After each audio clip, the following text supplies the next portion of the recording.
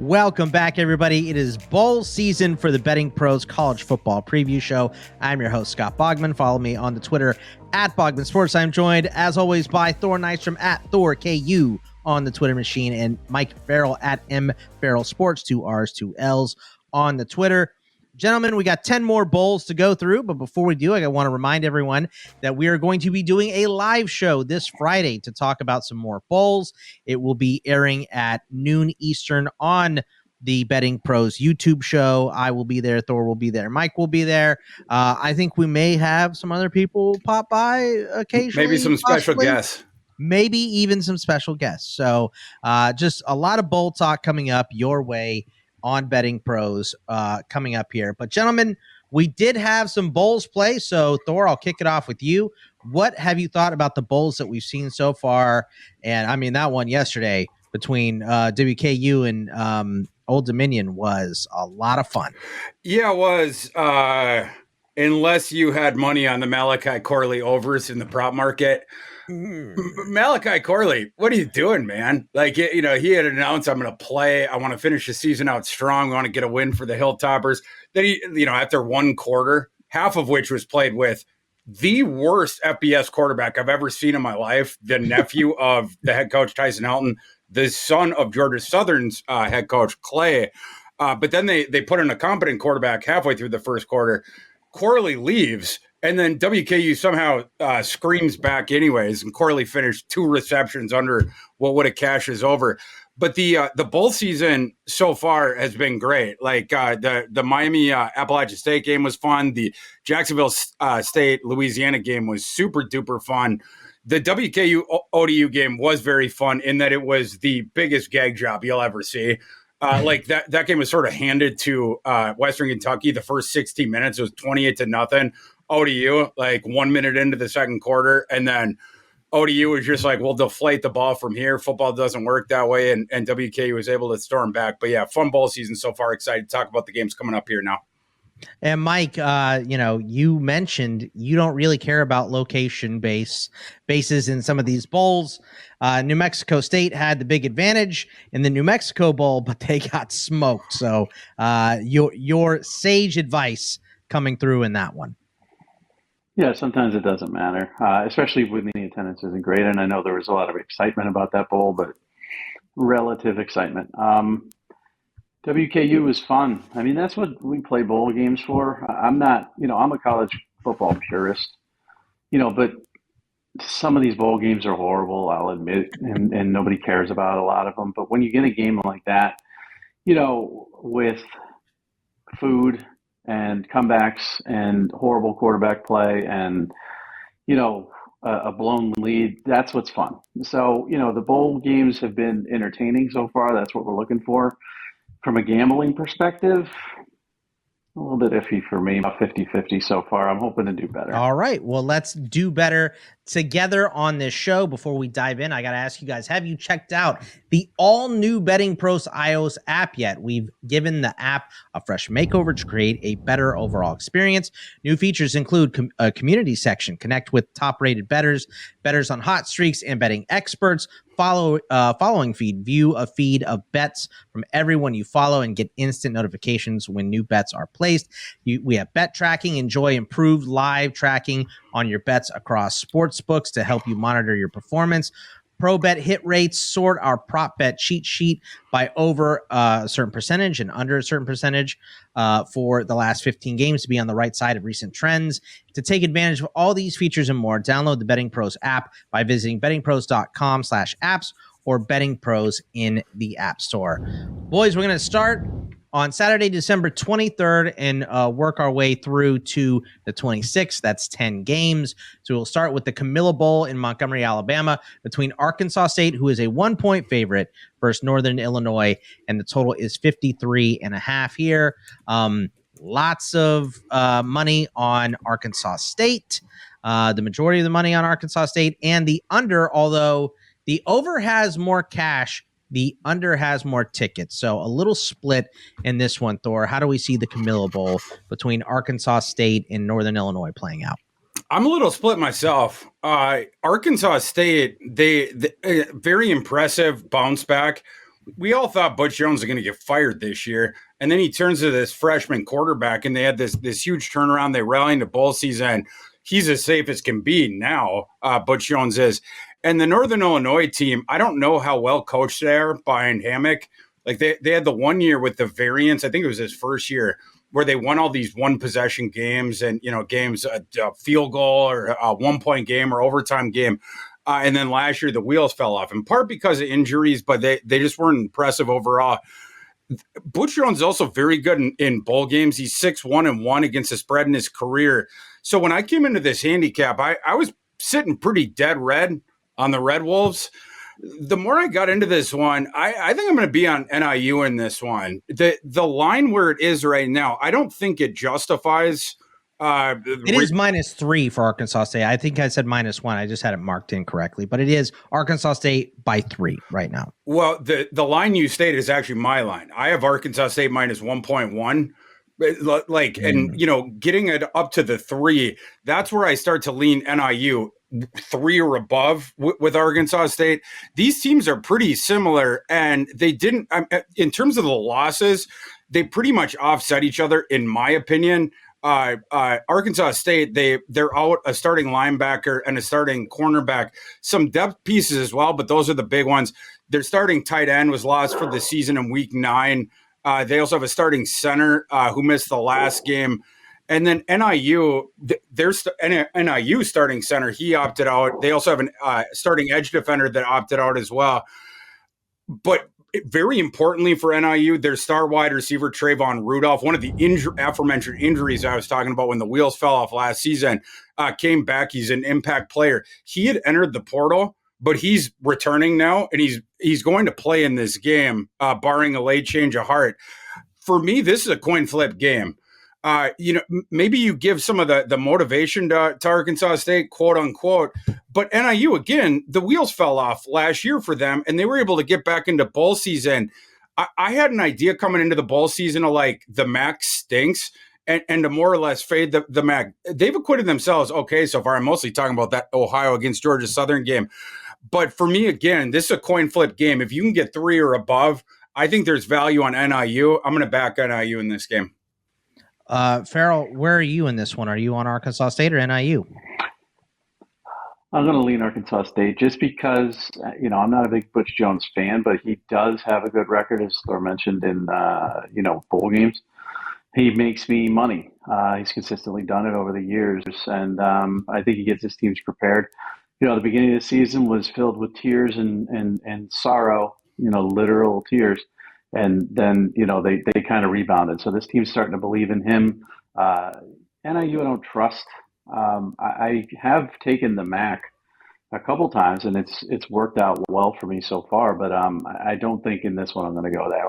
I'm going to go with Arkansas one other State. thing, I would also lean towards the over. My number is just slightly above it, but beyond that, an ancillary factor to keep in mind. Butch Jones, the last 4 bowl games, he's been successful in bowl season. But his teams also have a propensity to put up way more points in the bowl season than you would think. The last 4 have all gone over the total. And like I said, I think just in a vacuum, there's some value on that. The opt-outs on both sides that matter outside of the starting center for NIU, they're all defenders. So I would also lean the over as well. All right, let's go over to the Birmingham Bowl, obviously in Birmingham, Alabama. The game is Troy versus Duke. Troy is a 7.5-point favorite. 44.5 is the total in this one. Tickets and cash are split, but both sides are slightly on the under in this game. Thor, how do you see this game playing out? Last one was more of a strong lean or smaller unit play. This one, I got a very strong feeling about this one. Troy's going to smoke Duke in this game. My line on it is 12. I think I'm even being a bit conservative with that. First of all, and I know my friend Farrell over there poo-poos it a little bit, but Troy is closer to home. But then also on the opt-out side, Duke is the one who's been decimated here. Troy did have one that matters, but outside of that, Duke way more decimated in terms of that. The one that matters on the Troy side, Javon Solomon, their stud edge defender, he's headed to the NFL draft. He had 42 pressures this year, almost a 90 PFF pass rush grade. That kid's good. But I mean, even just opposing him on the other side. Graham Barton, the Duke left tackle, he's out. So let's just say those wash out. I'll continue with the Duke opt-outs here in a second. Troy also had their best linebacker opt out as well. Those are the two on Troy. Troy has a little bit more depth in the linebacker thing, maybe mitigated a little bit. But on the Duke side, okay, Riley Leonard, obviously star quarterback, he's out. The backup quarterback, Henry Bellin, he's been out for a while with an upper body injury. Doesn't look like he's going to play.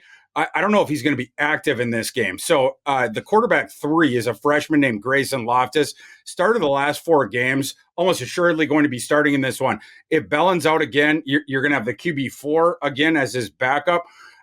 So not great shakes in the starting lineup. Certainly can't afford an injury to him as well. Jordan Waters, one of the 2 platoon backs they have, he opted out to go into the portal. Duke did get some good news with the other running back, Jaquez Moore, who split snaps with him, pulled his name out of the portal, return. But the rest of the thing, not good news. Like I said, Graham Barton's out. Most people see him as a day 2, probably a round 2 guy. Some people even see him as a round 1.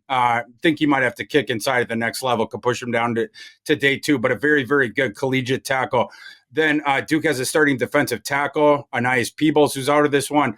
An edge who plays right next to him, R.J. Oben. R.J. Oben, interestingly enough, followed Leonard to Notre Dame. Those guys are out. You have a heavily used rotational linebacker, Dorian Mossy, is out for them. And then where I really get concerned with Duke on defense, it's twofold.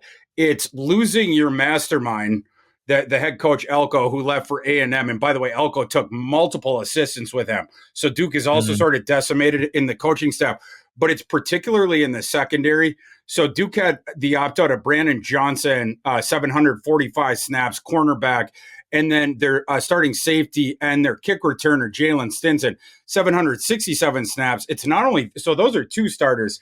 They also have 2 starters who were knocked out earlier this season. So you have 4 guys, that were heavily experienced and impact players who are out of this thing.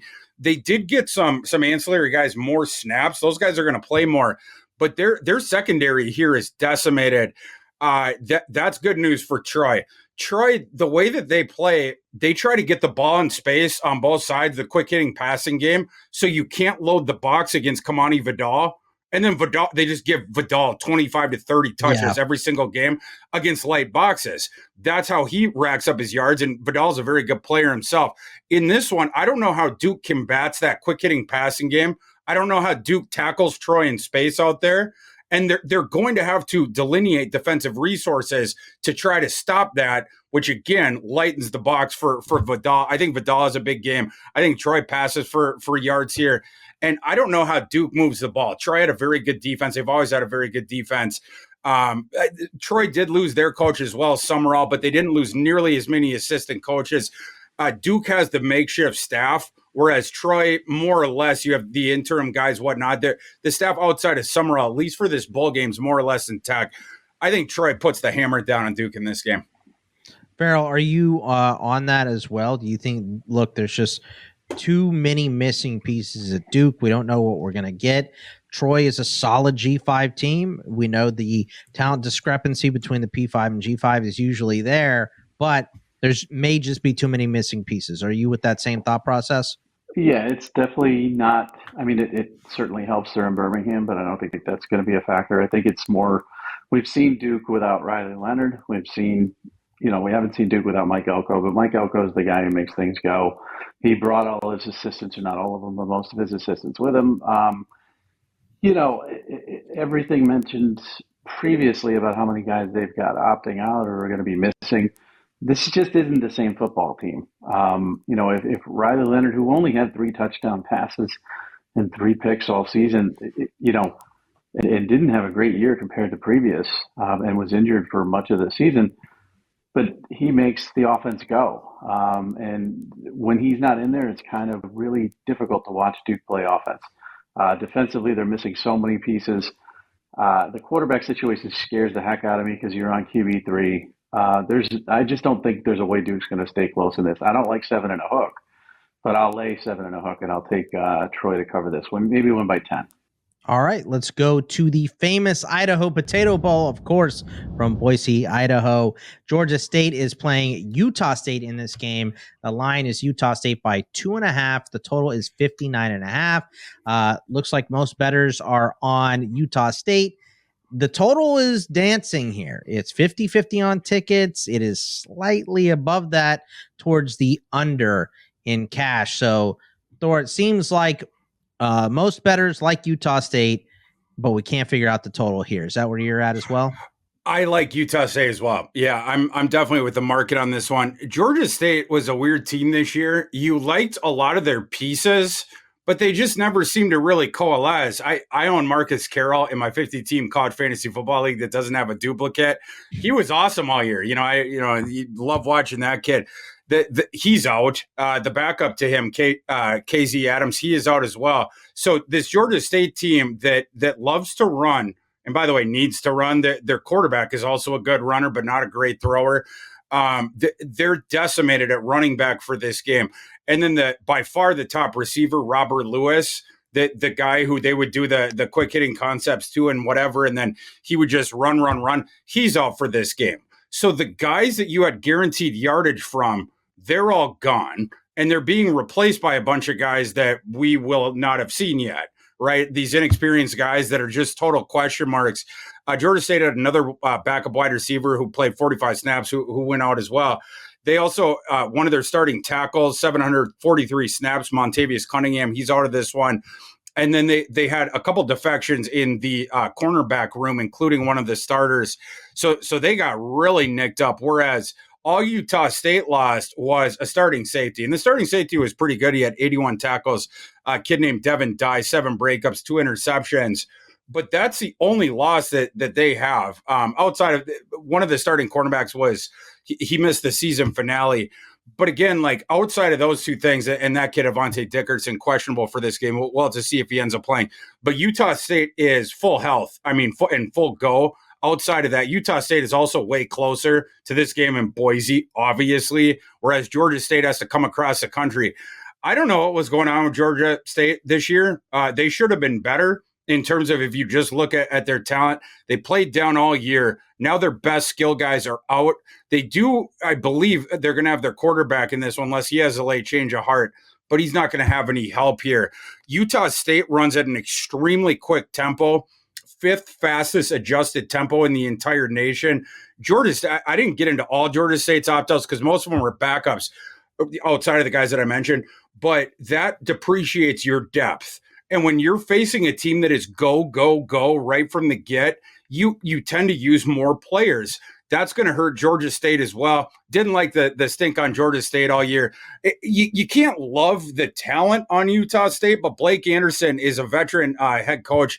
He's been down here. That Utah State went 3-1 down the stretch to rally into this game. Again, they're playing close to home here. They didn't lose much. I like Utah State in this one. Happy to lay the number. Mike, are you with Thor on that? Is it Utah State and just Georgia State's missing too much? They played down. Utah State got hot at the end. Is that what you like as well? Yeah, I think Georgia State missing those running backs is going to be key. That's what they rely upon. That's what they need to do. If not that, it's the short passing game, and that's going to be impaired as well. Utah State's not a great football team. They don't have a ton of talent, but they did play well at the end of the stretch there. I think I'm leaning under here, despite the fact that Utah State plays a high tempo. I think this could be a mistake-prone game, but I just don't think Georgia State's going to be able to stay in this if they're not able to run the ball. We don't know what these guys can do. We haven't seen them. Some of them may be better than the guys that they're missing. We don't know that. But without the known commodity and without the experience in running the football, they're not going to be able to do so effectively. So I'm taking Utah State as well to cover. All right, let's go to the Armed Forces Bowl from Fort Worth, Texas. James Madison is a 2.5-point favorite against Air Force. The total is 41. And Thor, in this game, we know James Madison, they protested. They got a bowl game here. This is not the bowl game they wanted, though, after their loss. And if you go into a game against a military academy and you are not prepped, you will get run over. So a lot of the bets are on Air Force and on the under here. Is that how you see this game playing out? Like the public, James Madison is going to limp in here and Air Force is going to run him down? It is. Yeah, and you're totally right. Troy Calhoun, the Air Force head coach, 7-3 straight up, 8-2 against the spread in his last 10 bowl games. I have lost money on betting against Air Force in bowl games. Yeah, I mean, like they just do the same stuff, right? Like the military academies, but specifically speaking here about Air Force, they very rarely have opt-outs. The only opt-out here entering the portal that matters, the only one that even has snaps for them this year, John Lee Elridge, one of their halfbacks, did have 563 snaps. He is their halfback one. I don't think, and I'm sorry if Mr. Lee Elridge's family is watching this one, I don't think his loss matters at all. And the reason why is they had this running back who is buried on the depth chart September and October. Name is Dylan Carson, who ended up playing 33 or more snaps in the last 3 games of the regular season down the stretch there. On a per snap basis, he was objectively a better player than John Lee Elridge this year. He gives them a little bit more explosion, a little bit more wiggle, different stuff like that. And in the Air Force system, the fullbacks are the guys who end up getting more carries and more yards anyway. The halfback is often used as a blocker. Emmanuel Michel, for instance, is their leading rusher on the Air Force side. They, of course, run 86.8%. Their offensive snaps, number 2 in the FBS in rushing yards per game. So they don't lose anything. You're getting the same Air Force team, whereas JMU, the coaching staff was blown up. Signetti goes to Indiana. He took multiple of his assistant coaches with him. So you have that thing. They're playing in their first bowl game. Then you have this FCS guy, Bob Kenny Chesney, who's coming up from Holy Cross after this game. But then you also have multiple key guys who are injured, confirmed out, and numerous guys who are in the transfer portal. I'll get back to those guys in a second. Injuries really matter here on the JMU side. Jalen Green, their edge rusher, when he got knocked out for the season in November, was leading the nation by margin in sacks with 15.5. Same thing with tackles for loss. He also had 53 pressures in only 9.5 games. Again, he's out for the season. They also lost their starting left tackle for the season in mid-November. So those are the guys that we know are out. Now, this is where it gets a little bit wonky because JMU has all these key contributors that are in the portal, and they're playing a bit cagey, this interim slapped together staff of, well, they could all play, right? Which, by the way, same exact thing that Tyson Helton, the WKU coach, said about his guys that were in the portal. You have some staffs and some coaches that want to be deliberately evasive about this because they think it gives them an advantage. And I suppose if I was JMU's coach, I'd probably do the same thing. But desperation is a stinky cologne, as you boys know. We'll run through these really quick. Jordan McLeod, their starting quarterback, who's really good this year, he's in the portal. He has given indications that he will play, but we don't know. Then their starting tackle, Tyler Stevens, he is also in the portal, took about all their offensive snaps this year. Both their starting defensive tackles are in the portal. 2 of their starting linebackers and their most used guy that comes in off the bench are in the portal. And then a heavily used rotational cornerback also in the portal. Again, JMU is claiming each and every one of these guys is going to play in the game. That is a lie. That is disingenuous. It's just that we don't know which ones will and will not. And I didn't say in the Holiday Inn Express last night, so I'm not going to guess. But you have to nick JMU for that stuff. Whereas not only is Air Force at full capacity, they also have a history of doing really, really well in bowl season. This thing being, you're getting 2.5 or whatever it is with Air Force. Air Force should be favored in this one. Air Force is going to win this game. Mike, do you agree? Is it Air Force is going to win because of what everything Thor and I have said here? It's too many transfers, maybe not the effort that you thought because you're in a smaller bowl game than you initially thought. Yeah, this is a money line bet. I mean, Air Force is going to win this game. Troy Calhoun does a tremendous job, preparing his teams. We all know you need to be prepared against Air Force if they have time to prepare for you.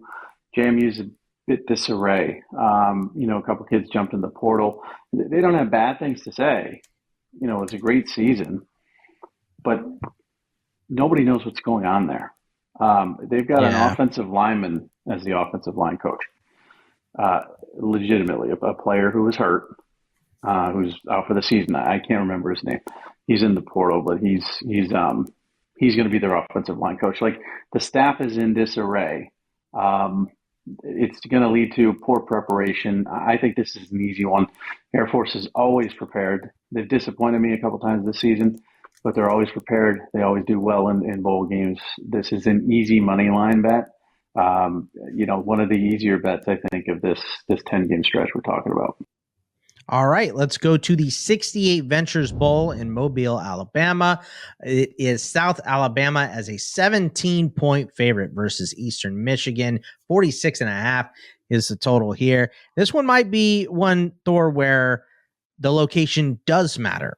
And I think that is why, because people are laying the points to 17 for South Alabama now. Tickets and cash heavily favoring South Alabama. Tickets and cash kind of more trending towards the under, but much closer to the 50% mark. So how do you see this game playing? You definitely have to factor it in. South Alabama playing on their home field, essentially, I mean, not essentially, it just literally is a home game. EMU should have some fans there, but, like I said, home game for South Alabama.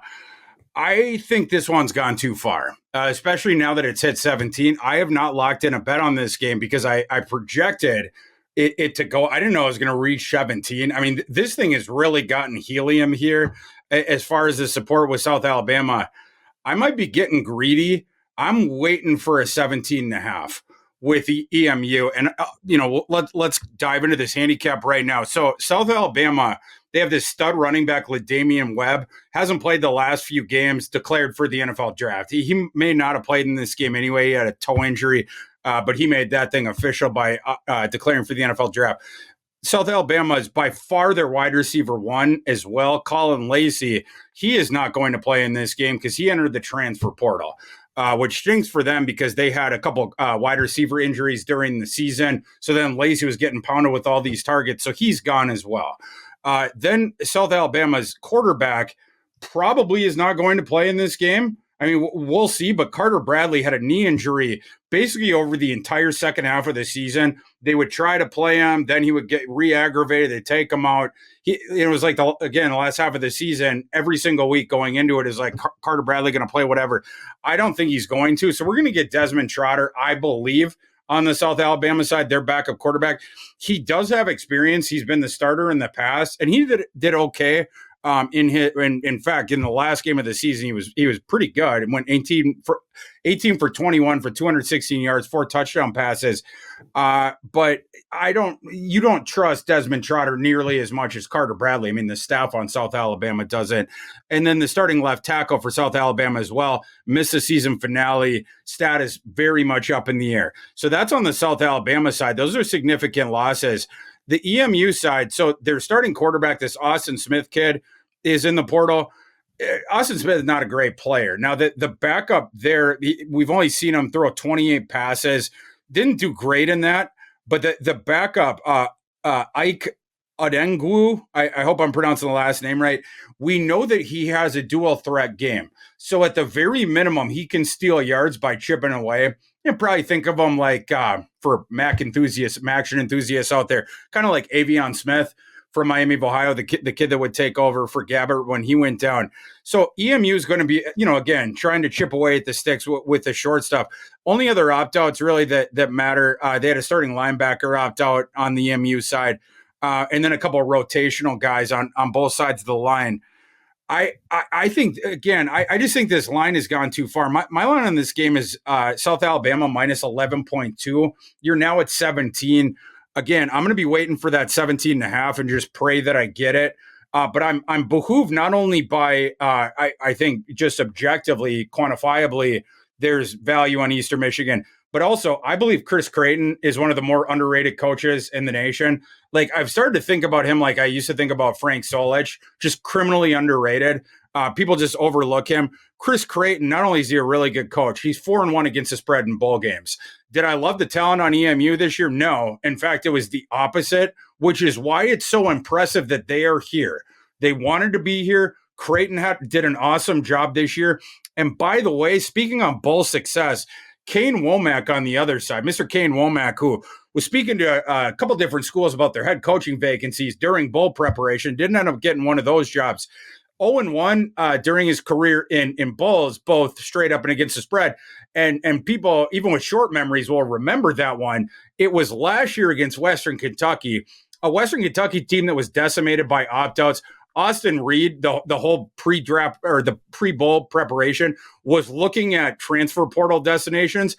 Then Western Kentucky's like, we'll give you a red Corvette to come back. And Austin Reed's like, oh, sweet. So he comes back like 3 days before the game, had not really been in the bowl practices. Everyone and their mother was on South Alabama in that game because, of course, they were just absolutely going to clean the clock of this decimated Western Kentucky team with a quarterback who had divided attention. Western Kentucky won that game 44-23. Absolutely throttled South Alabama. This one looks like it's going to be, again, it's like, oh, South Alabama's going to throttle them. I don't trust South Alabama, especially with the losses that they had. I'm going to ride with Chris Creighton here, take those points. Mike, what do you think? Are you on the South Alabama side? Like Thor said, big home field advantage, or is this just straight up too many points? And it's too many points. Yeah. It's just too many points in a bowl game, especially. I mean, Eastern Michigan does not have a ton of talent. They're kind of like scrapping things together to get to a bowl this season. It's been a lot of, determined effort to overcome a lot of holes in the depth chart, a good coaching job to do so. I don't think they're very good.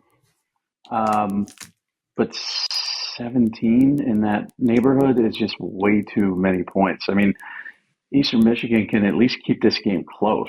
If they don't win it outright, which, what happened last year against Western Kentucky, I don't think that's going to happen this year. I think, South Alabama is going to be learning from that mistake, overlooking somebody, get a little overconfident.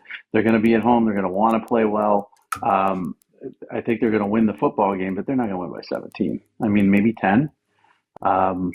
If this line were 10, I'd have a difficult time with it. But 17, I don't have a difficult time at all. I'm definitely taking Eastern Michigan. All right. We got 5 more games. Before we get back to the games, let me tell you guys, if you want to win, if you want a chance to win a premium 1-year subscription to Betting Pros, your place to start betting smarter, not harder, you need to subscribe to the Betting Pros YouTube channel right now. Comment below on this video. That's it. We will be announcing a winner right here on this channel. So make sure to turn on those notifications so you can be alerted when new episodes are up and possibly claim your prize. Thor, let's go to the Las Vegas Bowl, of course, from Las Vegas. Utah is a 6.5 point favorite here. They are playing Northwestern. 41.5 is the total. And I got to tell you, I was surprised by this. Majority of tickets on the Northwestern side for straight up for cash and tickets, and just slightly on the under in this game as well. Are you on the Northwestern side with the public, or is this just too much? I don't care how many transfers. I don't care how many guys are leaving. We got to go with Utah. Yeah, which one? I thought I would be on Northwestern. Deeper I got into this one, I'm not. I'm against the market on this one. I'm on Utah. I'm going to lay it. I think this line should be over a touchdown. My line on this game, after you wash out all the opt-outs and different stuff like that, I got Utah -8. So if I can lay less than a touchdown with the Utes, I'm going to do it. Getting into the opt-outs, backup quarterback for Utah is opting out, Nate Johnson. He's already picked his next destination. But Utah got good news with the starting quarterback, Bryson Barnes, the kid that took over most of the year, took 540 snaps when Rising went down. He's in the portal, but he's going to play in this game. So that's good news for them. Utah lost a couple starting wide receivers, but they don't throw the ball awesome either way. And neither of the guys was, difference maker, Vele and Mikey Matthews. I don't really care about that. The only other ones that they had, it's in the secondary that matter. Starting quarterback Broughton out, and then Cole Bishop, starting safety. He's the one who entered the NFL draft or declared for the NFL draft. Utah, you also have to talk about their injuries. Thomas Yasmin, he got knocked out for the season 5 games in. They had a couple backup running backs who got knocked out for the season. They had an edge rusher, starting edge rusher who got knocked out, although the backup's been very, very good. So that one sort of mitigates that one. And then Lander Barton, you got to talk about that. One of the better linebackers in the nation. He was lost believe either in late October or early November. He played 8 games this year. Very, very good player. The backup, though, I will say, has been good, at least as a run defender. Very good, actually. This kid named Lavani Damouni. He had 33 stops on and only a sub 10% missed tackle rate. Very strong tackle rate for him. So that's on the one side. And then on the Northwestern side, not as many opt-outs. They had a starting left guard who took all the snaps and actually over his 4-year career took quite a bit of snaps. This kid named Josh Preby, he's out and a good guard. More or less outside of that, they were able to avoid the defections. They also have a starting strong safety who missed the last 2 games of the year, Coco Azima. I believe it's like Zima. Remember Zima, Farrell? Way back in the day. Some of our audience isn't going to. Some of our audience ain't going to get that reference. But, again, like I like the way Northwestern played all year behind the Braun guy, the guy who got elevated because of the scandal with the hazing stuff with Fitzgerald. Shockingly good. I mean, their win total in the preseason markets was 3, and they obviously rally into this game. They played above their head the entire season. But Utah, they have more talent, and I trust their coach obviously quite a bit more. I think Kyle Whittingham is a top 10 coach in the nation, and he's facing essentially this greenhorn. Even though you love the effort that Northwestern has put in, Utah has the pieces here. Starting quarterback playing. They have an awesome running back room even still. I mean, Jackson's a stud. When they need to, they move their superstar safety. There's those couple games where he was playing both ways and playing awesome, whatnot. And Whittingham has a very good history in bowl season. He's 10-6 against the spread. Actually started 8-3 against the spread in his first 11. 1-3 against the spread in his last 4 for Whittingham. But again, over the course of the thing, very, very good. I like Utah in this one. I think that, Whittingham personally gets back on track in terms of bowl season, sort of runs it back to the beginning of his career. They have more weapons here. I think they run all over Northwestern in this one. I think they win by double digits. Mike, what do you think about the Las Vegas Bowl? You think Utah is good enough to do this still, or are you siding with the public and going with Northwestern? No, I'm fading the public on this one too. I've been on Utah all season long. It hasn't worked out every time, but just a really, really good coach, Hall of Fame coach, has his team prepared. They have more talent. Now Braun, Big Ten Coach of the Year, amazing job, just absolutely amazing. 1-11 last year, an absolute train wreck. Then the whole scandal at the beginning of the season, and he takes over as the interim. Everybody's like, this poor guy. Literally, that's what we said. This poor guy. First year here, he's being thrown the keys to this mess of a program, and he brings it to a bowl game. It's amazing. But they don't have the dogs to match up here. Utah, even missing players, is still a much more formidable roster. Whittingham does well in bowl games. We mentioned the last few times he hasn't, but he's been playing really elite teams. Against the Northwestern, he can cover this easily. I think they win by 10 points. Yeah, this is going to be. I'm with you guys. I'm also on the Utah side. Not a lot of disagreements here, gentlemen. Look, I think when you get deeper into the season, more about these teams. So obviously there's going to be more agreements, but I think you guys have only differed on the very first game that we talked about. So very interesting there. The last game on Saturday that we'll cover is the Hawaii Bowl from Honolulu. It's Coastal Carolina versus San Jose State. San Jose State is a 10.5 point favorite. 52.5 is the total. I would say this game is more 50-50 on the side, but the total is solidly on the under here, Thor. What do you see between Coastal Carolina versus San Jose State, who is a 10-point favorite? First of all, I love this pre-Christmas Eve, the late night game in Honolulu. It's like a yearly tradition. Some years it was on Christmas Eve. I actually like that even more. I'm kind of a sicko like that, but only the people out there who like to sneak away from the family on Christmas Eve night are nodding their heads with me right now. But love to have a bowl game on there. But either way, this is a fun one. This is another one where I went into it thinking I was going to be on one side and I ended up on another one. I thought I was going to be on San Jose State. That was a team I liked during this season. They have the powerful offense, or at least an offense that becomes powerful against teams that can't tackle in space. They're not super explosive, but they have the running game going for them, both in terms of the running back Robinson, and then Cordero also scrambles around, of course. And then they have that quick hitting passing game. So it's, sort of the Troy of the West Coast in terms of the G5, in terms of that stuff. Very efficient offense. And then Costal had 1 billion guys enter the portal. And when you look at it, like on the surface, you're like, oh God, your eyes kind of get wide.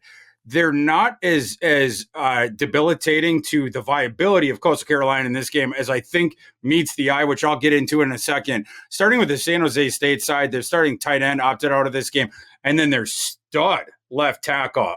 This thing might get overlooked, but this Fernando Carmona kid who entered the portal, absolute stud. Power 5 blue bloods are fighting over this kid in the transfer portal. Long-time stalwart there.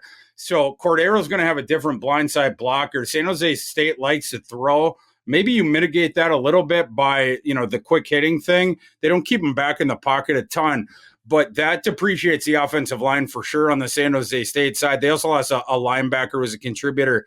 On the Coastal Carolina side, again, like I said, you look at the list, it's like, oh my gosh, it's headlined by Grayson McCall. Then the guy who was the QB2 most of the year, at least started it, Jarrett Guess, he's in there. A running back, CJ Beasley, we know about him going back years. Jarrett Brown, the wide receiver, was an impact guy. He's in there as well.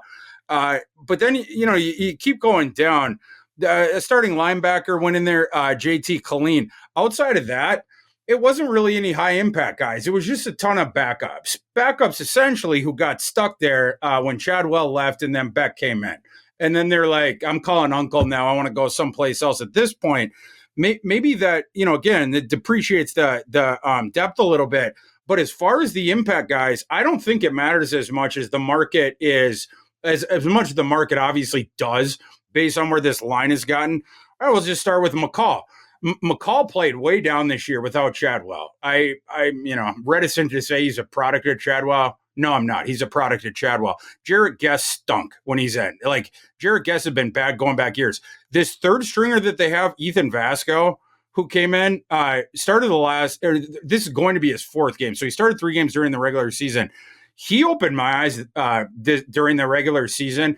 I bet against Coastal Carolina a couple times when I knew they were down to Vasco, and he burned me. This is a kid who runs around, very, very effective scrambler. He was also way better through the air, I think, than people would, think from him being a third stringer. 56 of 89 this season on his attempts, 574 yards, 4-1 TD INT rate. And again, he's better as a runner. You have to respect that kid getting out of the pocket. There was one game he ran for dang near 150 yards. So if you don't respect that, he's going to rip you on the ground, but he's also showing some viability as a passer. Jared Brown's a good player, but they have a better one at wide receiver in Sam Pinckney. Him and Jamison Tucker, a very good receiver as well. They're just going to get more targets in this game. I'm not going to say that is non-impact at all, but if you funnel the usage to Pinckney and Tucker, it could be negligible. They have a kid named Kyrie Duplessis who's coming into the starting lineup for Brown. That's certainly a downgrade. But again, you just change the usage a little bit. You sort of paper over that thing. And then the JT Cullen kid, the linebacker I was referring to, I'm sorry if his family's listening. He's not a loss at all. 22.4 missed tackle rate percentage. He missed more than 1 out of every 5 tackle attempts he had this year. His PFF grade was 57 flat. Not good. So, again, you first impression, it's like, oh gosh, Coastal is decimated in this game. I actually don't think they are. The pieces they lost can be replaced. The other ones were guys they weren't using anyway. And I just think this line has gotten too far. My line is certainly beneath that. My line, San Jose State minus 7.4. So this thing in double digits, I think Coastal's a value here. I'm going to ride with Coastal in this game. And Mike, are you with Thor and Costal in this game, or are you on the other side taking San Jose State and laying the points? It's another agreement, but it's not because they weren't decimated. I think they did lose a lot. It's because it's too much of a line. It's too big. It should be 7.5, should be 7 in that range. I want to take San Jose State. I don't really like Beck. I don't really like Coastal Carolina, and never really liked McCall. And down to your third string quarterback, you're thinking, okay, these guys are in trouble. But 10.5 is way too much. As you mentioned, they've got some guys that could step in and make plays. The dual threat aspect of quarterback is going to be a little bit tricky. Cordero's missing his left tackle. There's too many things here that tell me this is going to be a 8.7 point game, not a 10.5 point spread. So I'm going to take Coastal Carolina. I don't like it, but I don't know why this line got out of hand. It's too much. All right, let's jump forward a couple days after Saturday. No games on Sunday or Monday. So we go to Tuesday, the 26th. We start at the Quick Lane Bowl in Detroit. It's Bowling Green versus Minnesota. Minnesota is a 3.5 point favorite. 39.5 is the total here. Tickets and cash, a little bit on Minnesota, but everything is favoring the under as well. And let me tell you, last time I bet on this game, I took Minnesota and Bowling Green beat them straight up, Thor. I was very upset. I still remember losing that bet. I not only had it separate, I had it involved in a couple parlays where it was the only side that missed. That was, I think, 2 or 3 years ago. So, and I'm still mad about it. So I obviously don't know how to pick this game. I would take Minnesota as well. But what do you think between Bowling Green and Minnesota in the Quick Lane Bowl? Yeah, this is another one where I went into it thinking I'd be on one side. And as I got deeper in the handicap, I flipped to the other side. I was sitting dead red on taking Bowling Green in this game. Bogman, I remember that game distinctly. Of course, I live in Minneapolis. I was watching that one. And PJ Fleck has been reminded about losing to Bowling Green now for 700 plus days at this point. I mean, it is one of the stains on him at Minnesota. And then the Gophers this year went 5-7. There wasn't heat on them, but there was a lot of grumbling. And PJ Fleck, people, the shtick and stuff like that, the guy's got an ego. He doesn't like that. And he's one of those guys who will grind harder in that case and push harder. If PJ Fleck loses to Bowling Green again, he's going to become a quasi joke in the Twin Cities. They will bring it up until he leaves. PJ Fleck cannot lose this game. He can't, not to this opponent. He literally cannot because, it's just going to become this running joke.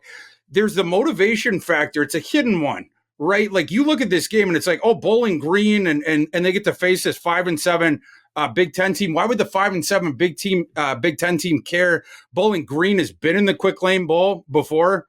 In fact, it was about 365 days ago.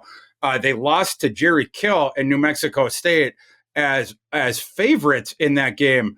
And by the way, contextually, I think this is worth noting. It's the only time Jerry Kill has ever won in a bowl game. Jerry Kill has been awful in bowl season outside of upsetting Bowling Green last year. But let's get into the opt-outs really quick. The Gophers, I think one of the reasons this line has gotten a little bit lower is you see the Ethan Kaliak-Manis, their starting quarterback that he transferred out. The backup's gone too. They have to fall down into the third stringer's out.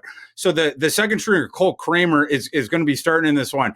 He's only attempted 14 passes in his entire career. He's a fifth-year player. So, you look at that and you're like, this kid only had 14 passes his entire career over 5 years, and this is his last game.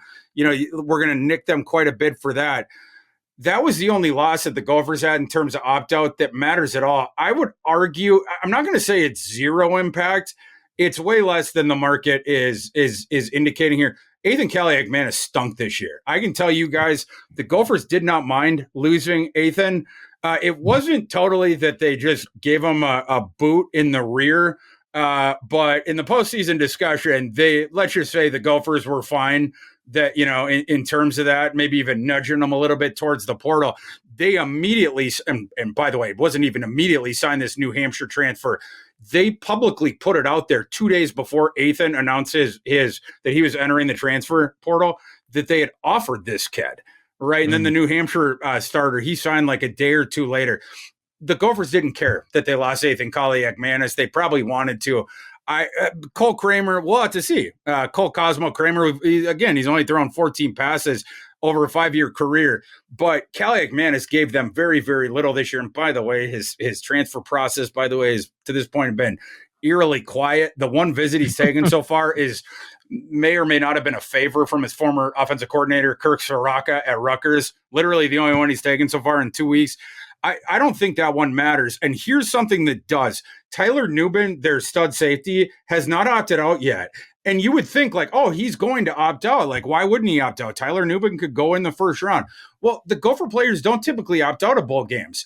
And in fact, they tend to stay longer than almost any program in the nation.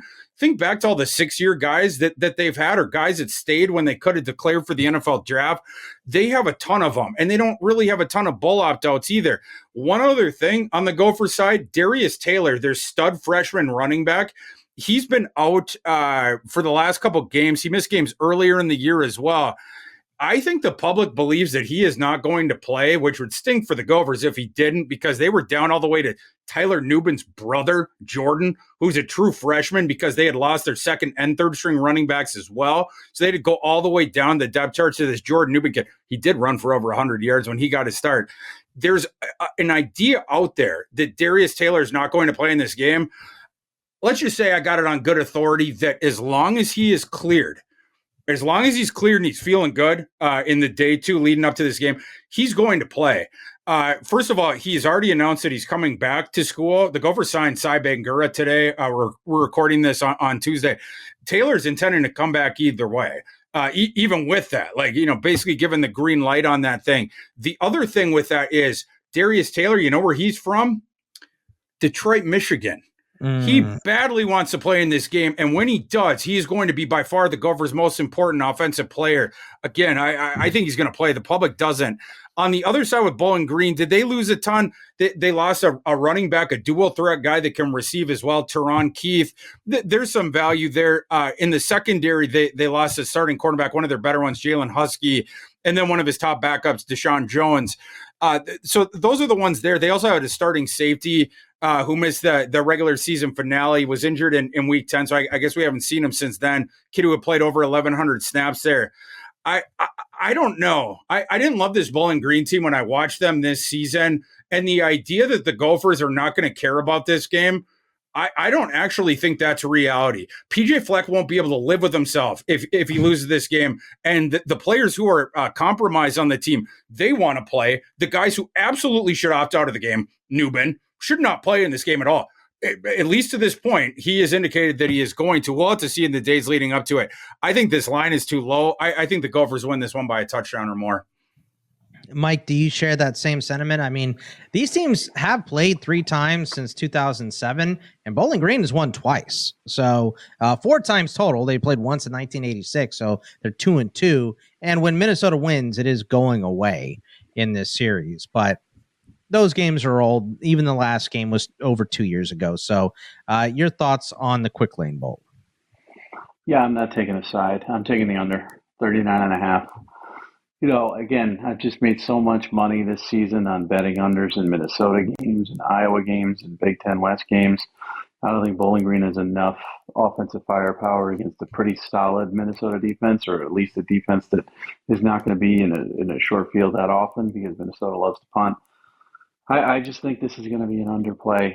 There's no quarterback play at Minnesota. They had to actually, I think, bribe the second stringer because they had nobody else after that.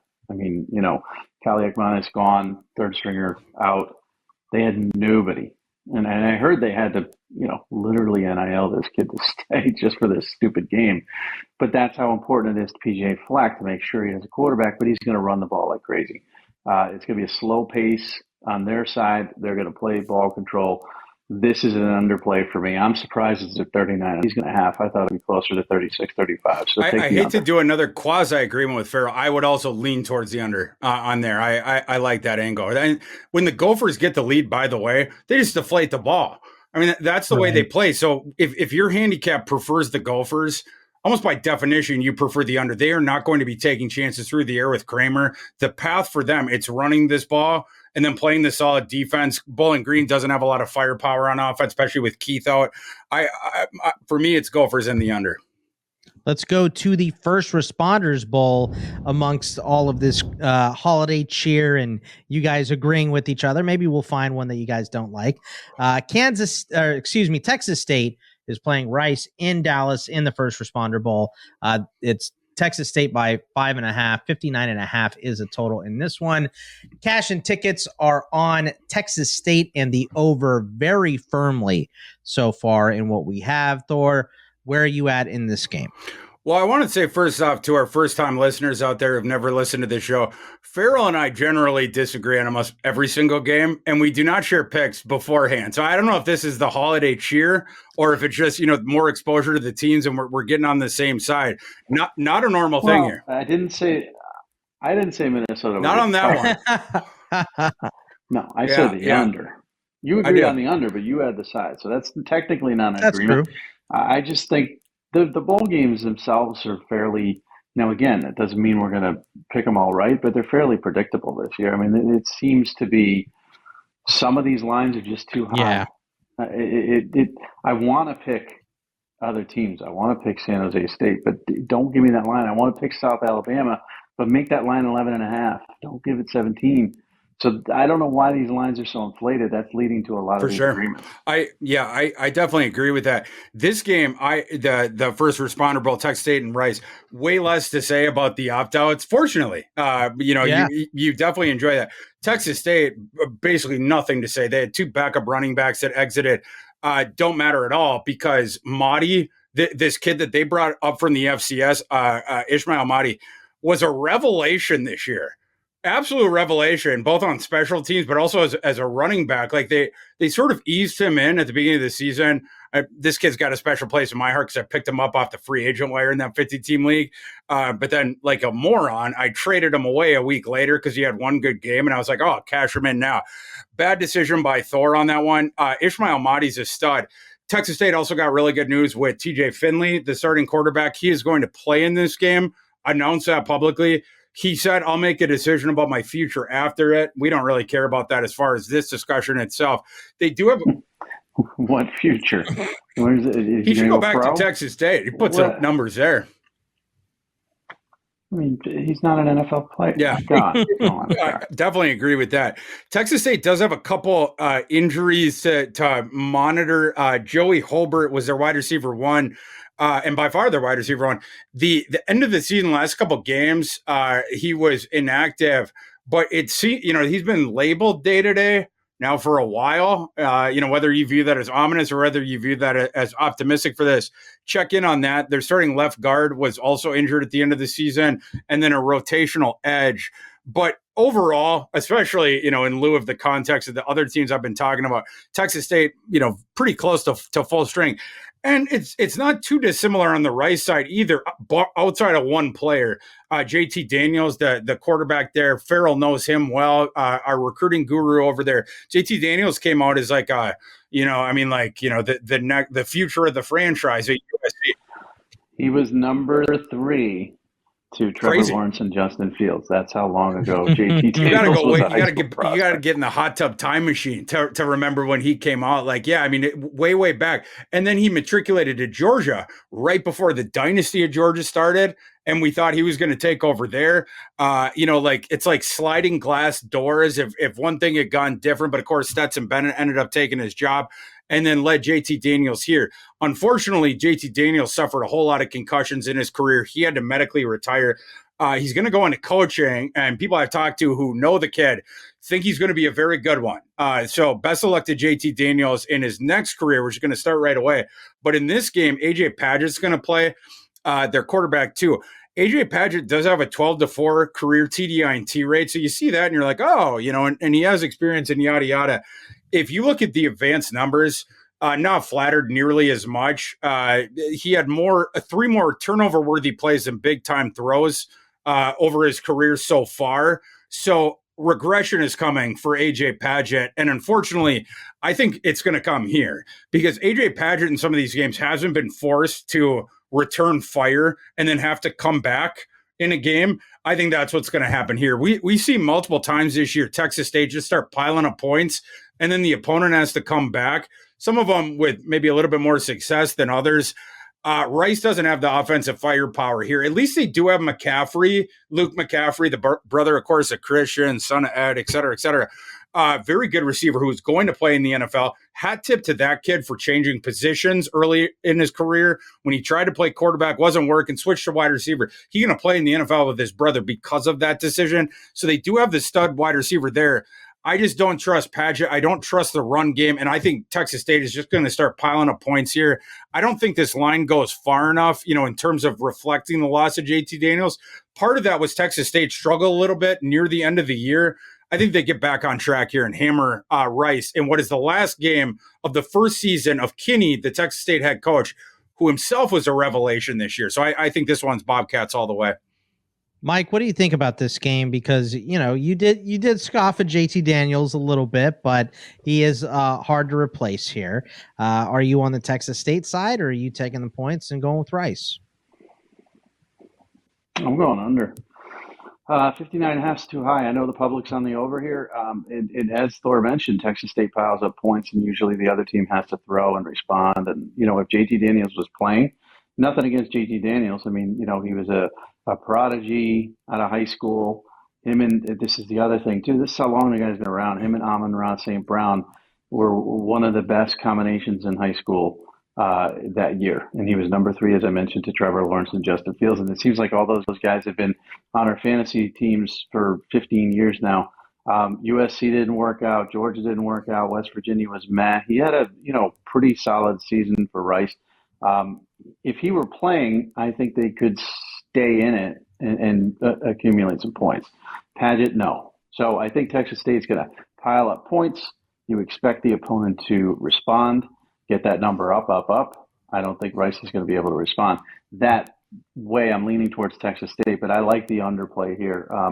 I just don't think it's going to be as much of a shootout. Texas State's going to win this one, but Rice isn't going to be able to put up the points to get you. All right, the last bowl game that we'll talk about. I missed this game from being in Phoenix. It's the Guaranteed Rate Bowl from Chase Field. It used to be called it was the Cheez-It Bowl, and then it was the Cactus Bowl, and now it's the Guaranteed Rate Bowl. Always a fun one. This year it is Kansas, a 12.5-point favorite against UNLV. 64.5 is the total here. Tickets and cash favoring Kansas. But not sure on the total. We got tickets on the under, cash on the over, both just slightly. So that one's dancing a little bit, the total. But Thor, KU, are they going to just roll in this game and stomp UNLV into the ground? That's what the line says. I was going to say, Bogman, you want to give my pick for me? Of course I'm taking Rock. Kansas in the over? Of course, and the over is the one that I really like in this game. My total on this game, my system total is 70. So, I mean, we're above where we're at. UNLV has the great run offense. Marion, the offensive coordinator there, Brennan Marion, he's had successful offenses whenever he's been able to call plays. I mean, you had to go back to the FCS. I don't know why Marion didn't get an opportunity before now, but credit to Barry Odom, who, I mean, had to defer to him. It was almost like a moment of kismet when Barry Odom, initially when he got the UNLV job, got a second chance himself. He had hired Bobby Petrino, and then Bobby Petrino, of course, takes Jimbo Fisher's offer to go to Texas A&M like 3-4 days later. That led Barry Odom to Brennan Marion, and UNLV has had a destructive rushing offense ever since then. They run on everybody. They're going to be able to get their yards on the ground. The issue is UNLV's defense has no chance of stopping Kansas's offense. I know that Kwalnecki, the coordinator for Kansas, is out of there. Lance Leopold, he has a lot of influence on the offense. His offensive coordinator hire for next year, Jeff Grimes, was kind of interesting in terms of that. I don't think there's they promoted the quarterback coach who's been around there to the co-offensive coordinator. I'm sure there's going to be some, like the overall game plan for Kansas ever since Leopold's been there, it's been a breath of fresh air because the incompetent coaches that came before him, for Kansas fans, there's always continuity with it. They go at your weaknesses. They find it in the week in advance, or in this case, in the 3-4 weeks in advance, and they attack it mercilessly. And they also get you all confused on defense, both pre-snap motion, finding where the number advantage is before the snap, and then attacking it. They get you all confused and discombobulated, the false steps of the defenders and whatnot, and they create explosive plays for themselves. And the efficiency is always there. For the Kansas, it's really big that Devin Neal hasn't opted out of this game. Their star running back. They haven't really had any opt-outs. The only one that I have logged is Tanaka Scott, a backup wide receiver. Ken's going to be at full strength outside of the loss of the offensive coordinator. And again, I don't think that's a big deal. Also mentioned Lance Leopold, the head coach, 5-1 against the spread in his 6 career bowl games. So you have all that stuff and the additional continuity outside the offensive coordinator. UNLV side, one of the rotational running backs, Courtney Reese, he's in the portal. And then they had a starting safety in there as well. The safety room for UNLV is basically the only one you have to be concerned about over there. There was reports initially, right when we got into bowl season, that Maeva, the starting quarterback for UNLV, that he had entered the portal and he was going to leave. It turned out that wasn't true. UNLV, the program, shot that down really quickly, as did Maeva. So he's going to be playing here. And again, more or less outside of the safety room, UNLV's intact. But they also have injuries. And so this Cameron Jenkins kid, he's in the portal. He's not going to play. The other starting safety's been injured. And Jenkins was injured as well. The issue with that in this particular handicap is safeties are way more important when you're playing a team like Kansas than maybe in some other games. And the reason for that is the indecision that they put in your head, Kansas, with the machinations of, again, the pre-snap motion, and we're going to force you to tip your hand of, are you in man? Are you in zone? And where are the numbers? And then they're going to the other side of the field, knowing what coverage you're running, typically. And the safeties are the ones a lot of times that are put into these predicaments. And if they don't make the right decision right away, first 2 steps, you got a problem, because now you got a guy galloping downfield, whatever. And the Kansas receivers have very good hands. All of them are way higher graded PFF, and they have been the last couple of years, catch rate, all the advanced stats that maybe a fan who hasn't seen Kansas would think. Kansas also at Jason Bean, the guy who started the last, half plus of the season, and a guy who going back years and years as a starter at North Texas. Plenty of experience in the system. He's playing in this game. This is his last collegiate game. He's going to want to win it. Daniels, the starting quarterback for Kansas, been out for a while. There was a thought he could come back. He had a nerve issue in his back. He's going to shut it down because he's coming back next year for Kansas. But Kansas has a lot of firepower on offense. They're going to be able to put an inexperienced UNLV safety room into conflict. UNLV didn't have a good defense as is. I do think UNLV returned some fire. Long story short, we're getting a crazy shootout here, but I think Kansas ends up winning that shootout by 14 points or so. Mike, I know you're very surprised that Thor had a lot to say about his Jayhawks there, but your thoughts on this game? Are you laying the points? It's a lot of points. Do you like a total? I'll be quicker. I like the over. I think the line's too much. It's too big for me. I know Thor's confident they're going by 2 touchdowns, but they can win by 10. It's just not a good line for me. 2 National Coach of the Year candidates. I mean, I think in my mind, Barry Odom did not a good line for me in this job. UNLV was not a good.